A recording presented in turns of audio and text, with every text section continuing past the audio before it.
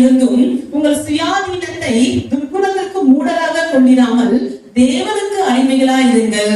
இது என்ன அடிமைத்தனம்னா சுயாதீனத்துக்கு அடிமைத்தனம். சுயாதீனம் அப்படின்னா freedom to live as you wish.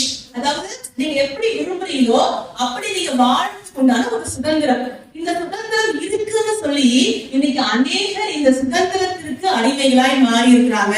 இந்த மாதிரி ட்ரெஸ் போடாதுன்னு சொன்னா நான் இருக்கிற வேர்ட் என்ன வேர்ட் தெரியுமா, நான் இப்படிதான் இருப்பேன் அப்படின்னு நம்ம ஒரு பக்கம் நிக்கிறோம். இந்த காரியத்தை செய்யக்கூடாது, இப்படி பேசக்கூடாது அப்படின்னா எனக்கு ரைட்ஸ் இருக்கு, ஏன் நான் பேசுவேன் அப்படின்னு நிக்கிறோம். இந்த மாதிரி நமக்கு உரிமை இருக்கு, எனக்கு சுதந்திரம் இருக்கு அப்படின்னு சொல்லி அந்த சுதந்திரத்திற்கு நீங்க அடிமைகளா மாறாதீங்க அப்படின்னு சொல்றாரு. மாறாக நம்ம எதற்கு அடிமைகளா இருக்கணுமா, தேவனுக்கு அடிமைகளாக இருக்கணுமா. சோ இன்னைக்கு ஒருவேளை சுயாதீனத்துக்கு நம்ம அடிமைகளா இருப்போம் அப்படின்னா அந்த அடிமைத்தனத்திலிருந்தோ நம்ம விடுதலை செய்யும்படி கர்த்தருடைய புயம் வெளிப்படுகிறதா.